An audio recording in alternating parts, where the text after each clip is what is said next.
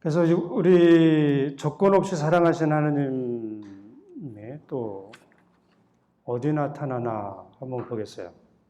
루카복음 16장 1절에서 8절 한번 보시면은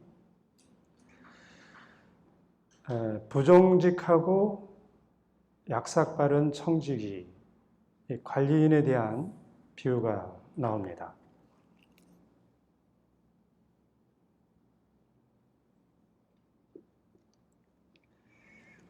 이 야근 청지기는 주인이 자기를 해고시키려고 하니까 주인에게 빚진 사람들 막 불러다 놓고 빚을 막 탕감을 해주세요.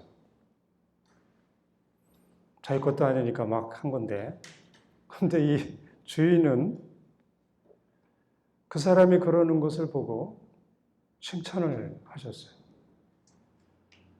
이게 우리 인간의 그 상식으로는 맞지가 않아요. 우리는 혼을 내주고 손해를 끼친 것을 다 돌려놓으라고 이렇게 할 텐데, 그리고 또 나를 속인 것에 대해서 분노하고 손해를 입혔다고 막 처벌할 생각을 하고 이렇게 할 텐데 칭찬을 하다니. 여러분들 칭찬할 수 있겠어요? 그러니까 우리가 이 조건에 갇혀서 그래요. 이 세상의 조건에 길들여져 있는 우리는 그만큼 하느님 나라와 하느님의 조건 없는 사랑으로부터 멀리 떨어져서 신앙생활을 합니다. 언젠가 저도 여러분들도 이런 사람들을 칭찬할 수 있는 사람이 되기를 바랍니다. 손해를 보고 안 보는 것이 문제가 아니고 여기에 초점을 맞추지 않고 조건 없이 이웃을 바라볼 수 있는 눈, 그 사랑이 있을 때 우리는 칭찬할 수 있는 마음이 생길 겁니다. 이 얘기를 이제 해드리면 즉시 이해가 될 것 같아요. 본당에 가면은 단체장들이 있어요. 단체장들이 있는데 이 단체장들은 단체원들을 이렇게 관리하는 청직이라고 비교할 수도 있고 단체장이라고 얘기할 수도 있어요. 그래서 단체원들이 잘못하고 또 힘들게 하고 막 이러면은 빚을 탕감해 줘야지. 너는 이 잘못을 저질렀으니까 그 대가를 치러야 돼. 그래서 너는 이 단체에서 나가. 또 아니면 그 대가를 치르는 것으로서 너는 이렇게 뭐 사과를 해야 돼. 뭐 여러 가지가 있을 수 있을 거야. 근데 예수님은 이런 단체장들에게 단체원들이 잘못했을 때 그 빚을 잘못한 우리 잘못 죄의 이거 빚으로 보잖아요. 탕감해 주라는 거예요. 이게 쉽지 않죠? 그리고 칭찬해 주라는 거예요.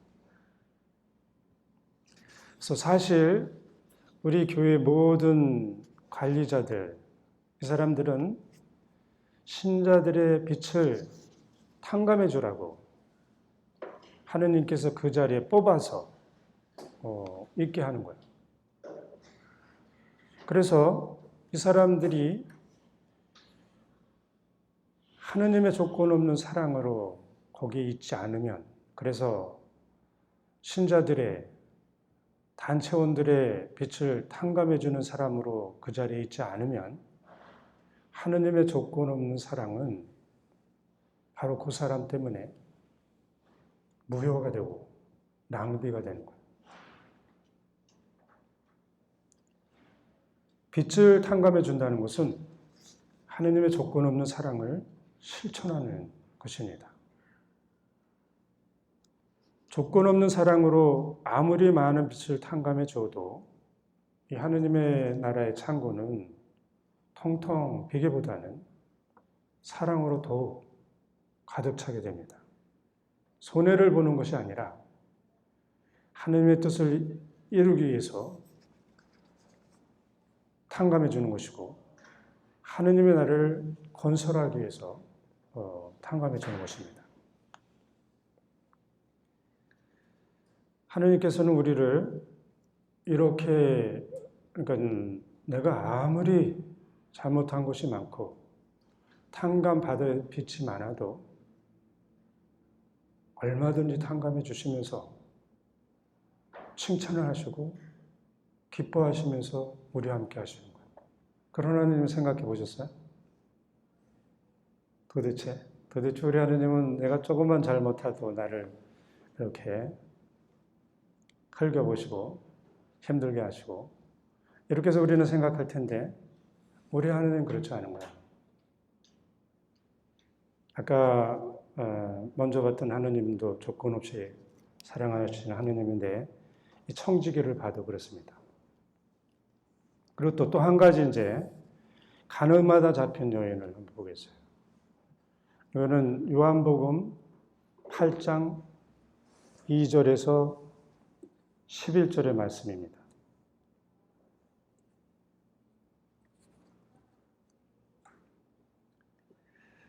이 복음을 보면은 이른 아침에 가늠하다가 현장에서 잡힌 여인이 있습니다. 이 여인을 붙잡은 사람들은 율법학자들이고 바리사이들인데 이들은 그 당시 교회의 책임자들이고 정치 지도자들입니다. 그들이 이 여인을 잡아온 시점은 예수님께서 이른 아침에 성전에 가셔서 백성들을 가르치실 때요. 이른 아침에. 그것도 또 예수님이 백성들 많은 사람들 앞에서 뭔가를 하시려고 그렇게 할 그쯤에 그 많은 사람들 앞에 예수님이 있게 하고 이 가늠하다가 잡힌 사람들을 있게 하면서 잡아왔어요. 이런 상황을 보면은 이들이 얼마나 치밀하게 예수님을 시험하고 잡으려고 했는지 알 수가 있어요. 잘 짜여진 그물을 예수님께 던져서 잡으려고 하는 것을 느낄 수 있습니다. 가늠하다가 현장에서 잡힌 여인도 사실은 이들이 예수님을 잡기 위해서 정말 그래서는 안 되는데 이 수단으로 이 여인을 잡아온 거예요. 정말 현장에서 잡혀왔는지 아니면 그냥 집에 있다가 잡혀왔는지 알 수가 없어요. 근데 이 여인은 백성들에게 잘 알려진 소문난 창녀라서 어떻게 잡혀왔든 또 이 여인이 아무리 무슨 얘기를 하든 백성들은 이 사람들이 잡아온 행위에 대해서 의심을 하지 않아요. 하지만 이른 아침에 그것도 예수님께서 성전에서 가르치시려고 하는 바로 그때에 잡아왔다는 것은 이 우연일치로 보기에는 너무나 좀 이상한 게 많이 보여요. 이것은 정치 지도자들의 치밀한 계약으로 보입니다. 누가 의견을 냈고 그 의견대로 실행하고 있는 모습이 보입니다. 이 여인이 누구인지 요한복음에서는 요한 사도는 이 이름을 이렇게 적질 않았어요. 근데 요한 사도하고 이 여인은 아주 친한 거 알죠. 그래서 이 요한 사도는 그 여인의 신상을 조금 보호하고 막아주려고 의지적으로 이름을 안 쓴 것 같아요. 하지만은 이 여인이 막달라 마리아라는 것을 우리는 여러 가지 성전을 통해서 알고 있어요. 그러나 요한복음사가는 구태여 다 알더라도 이름을 안 썼어요. 율법학자들과 바리사이들은 이 여인을 잡아다가 예수님 앞에 이렇게 놓고 예수님께 질문을 합니다. 스승님, 이 여자가 가늠하다 현장에서 붙잡혔는데 모세는 율법에 이런 여자들을 돌을 던져 죽이라고 우리에게 명령하였습니다. 스승님 생각은 어떠하십니까? 그래서 그러지 말라 그러면 모세 율법을 어기는 것이고 죽이라고 그러면은 예수님이 죄인들을 부르러 오셨다고 그러고 가난한 사람들을 부르러 오셨는데 메시아인데 메시아가 아닌 것이 되고 꼼짝달싹 못하게 예수님을 잡아갈 수 있다고 그렇게 생각을 했는데 예수님은 이것을 아주 하느님의 능력으로 해결합니다. 이 질문을 보아도 이 여인은 정말 불쌍하게 예수님을 잡을 수단으로 선택되었구나 하는 걸 알 수 있고 그것을 알고 있는 이 여인은 아무런 반응을 대책을 할 수가 없어요. 정말 불쌍한 여인인 거예요.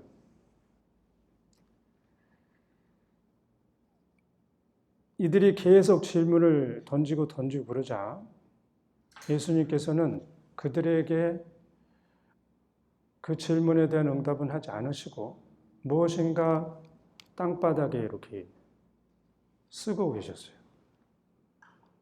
그들이 아무리 그래도 계속 쓰고 계셨는데 계속 반복해서 질문을 하니까 예수님께서 몸을 일으키셔서 말씀하시기를 너희 가운데 죄 없는 자가 먼저 저 여자에게 돌을 던져라. 이 한 말씀만 하시고 다시 뭔가를 계속 쓰셨어요. 그랬더니 나이 많은 사람들로부터 시작해서 한 사람도 남지 않고 다 떠나갔어요. 이 내용을 좀 보면은 다 죄인이라고 인정한 거예요. 다 죄인인 거고 나도 사실은 돌을 던질 자격이 없는 사람이라고 인정을 하고 떠난 거예요. 저는 이제 이 복음을 조금 묵상을 하면서 좀 이상한 게 느껴졌는데 이른 아침에 예수님의 말씀을 들으려고 이렇게 모여 있다면 예수님 편이 있었을 거 아니에요? 한두 사람이라도? 한 사람도 빠짐없이 다 간 거예요. 그러니까 듣기는 했지만 예수님 편이라고는 없었어요, 보니까. 그리고 이제 여인만 남았어요. 이 여인은 정말 죽을 준비만 하고 무서워서 덜덜덜덜 떨고 있었는데 그리고 또 이스라엘의 그 모세 율법으로는 자기가 돌을 맞아 죽는 것이 당연했기 때문에 아무 말도 못하고 있었던 거예요. 이런 여인을 예수님께서는 조건 없는 사랑으로 너는 뭐 죄를 졌으니까 이렇게 저렇게 어떻게 하고 그 모습을 또 보이고 그게 아니고 그냥 살리셔요. 죽음에 거의 다다른 여인을 살려내셔요. 여기서 이제 가만히 보면 이스라엘 백성이 믿는 하느님과 같은 하느님이신 예수님과 많이 다른 것을 볼 수 있어요. 지금도 이스라엘 백성들이 믿는 하느님은 뿌리가 같은 하느님이시지만 우리가 믿는 하느님과 많이 달라요.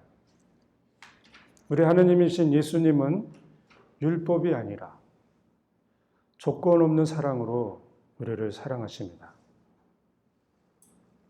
조건 없는 사랑으로 예수님께서 무엇인가 땅에 쓰셨는데 그 그 내용이 전해지진 않아요. 그래서 여러 가지 추측의 글들이 있어요. 그래서 저도 묵상을 하면서 추측을 해봤는데, 돌에 맞을까봐 벌벌 떨고 있는 그 여인을 예수님이 이렇게 보고 계시는데, 그냥 보고 아무 생각 없이 이렇게 보고 계실 예수님이 아니라고 저는 생각이 들었어요. 그리고 그 현장에서 하느님의 조건 없는 사랑이 가장 필요한 사람은 이 여인이라는 것이 느껴졌어요. 그래서 예수님께서는 이 여인을 위해서 무엇인가 하셨어야 되었어요. 그 무엇인가 하신 그 행위가 땅에다가 무엇을 적은 것이라고 저는 추측이 됐습니다. 그 내용이 그래서 우리에게는 안 알려졌지만 무엇을 적었을까? 이 여인을 위해서 무언가 적었을 거라고 생각을 해요. 그 주변에 있는 사람들이 제목을 적는다고 하는 건 좀 하느님이지만 그 개인의 그 비밀 신상을 밝히는 것 자체가 좀 이상하고, 사랑으로 이 여인에게 뭔가를 하셨을 텐데, 하느님이 비록 네가 그렇게 죄를 져서 돌에 맞아 죽을 상황이 있더라도 너를 얼마나 사랑하고 계시는지, 그 애절한 하느님의 사랑의 내용을 계속 그 여인이 볼 수 있는 앞에다가 적었을 거라고 저는 기도하면서 생각이 들었어요. 그래서 이 여자는 지금 돌을 맞아서 죽을 뻔한 이런 상황인데, 하느님의 그 뜨거운 사랑의 글을 보고 감동을 받았을 거예요. 그래서 예수님께서는 그 덜덜 떨고 있는 이 여인을 위해서 하느님의 사랑을 고백하고 하느님의 사랑을 전해서 부끄러워하고 수치스러운 이 죽음을 맞이하는 그 상황에서 오히려 감사하는 마음, 또 사랑에 넘쳐서 감동이 이렇게 되는 마음, 이런 마음을 이 여인이 가질 수 있게 해주셔서 이 여인은 평생토록 예수님을 따라다니는 사람이 됐어요. 예수님의 조건 없는 사랑이 이 여자를 성녀로 만들었어요. 그래서 오늘날 많은 영성가들, 그래서 하느님을 뜨겁게 사랑하고 싶어하는 사람들은 성녀 마리아 막달레나에게 기도를 해요. 우리 대데레사 성녀 있죠? 데레사 성녀. 데레사 성녀가 막달라 마리아 성녀에게 얼마나 많이 자기를 위해서 기도해달라고, 또 예수님을 사랑하는 방법을 알려달라고 기도를 하면서 이 성녀에게 도움을 청했는지 몰라요. 그 후로도 막달라 마리아 성녀를 통해서 하느님을 어떻게 사랑하는지 이것을 배우려고 많은 성인 성녀들이 도움을 청하면서 살았어요. 우리도 이 여인처럼 하느님의 사랑을 고백을 듣는다면 성인 성녀가 될 수 있는 거예요. 그래서 여러분들이 이 조건 없는 하느님의 사랑을 체험하면 가장 먼저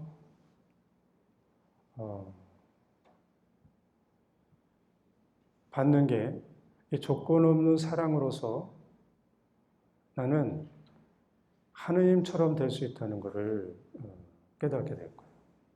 그걸 여기 지금 마리아 막달라나 몸 파는 여인이 저에게 증거해 주고 있어요. 그래서 이 여인이 됐다면 우리도 얼마든지 할 수 있어요. 우리나라도 또 세계 곳곳에도 몸 파는 여인으로 살아가는 사람들이 있어요. 대부분 가정 환경이 좋지 않아서 그런 길을 가는데 행복한 조건만 되었다면 그렇게 살지 않았을 거예요. 몸을 팔아서 생계를 유지해야 하는 처지가 되었기 때문에 이 몸을 파는 경우가 있습니다. 이분들에게는 지금도 예수님의 조건 없는 사랑이 전해지기만 하면 한 사람도 빠짐없이 성인 성녀가 될 수 있고 우리는 그 사람들에게 기도를 청하면서 사는 사람이 될 수 있는 것입니다. 그런데 아직 여러분들이 아시는 것처럼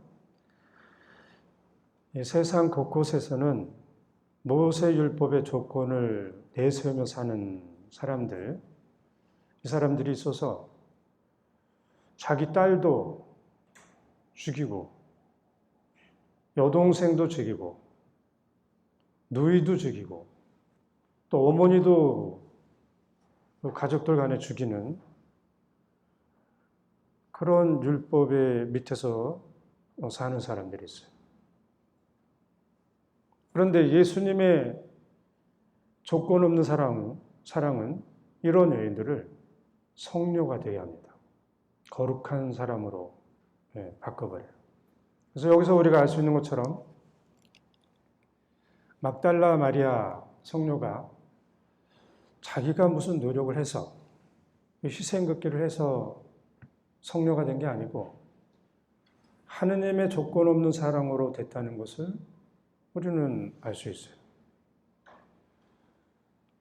그러니까 나도 성인 성녀가 된다는 것은 하느님의 조건 없는 사랑으로 되는 것이기 때문에 가능하겠다 하는 생각이 들을 것 같아요.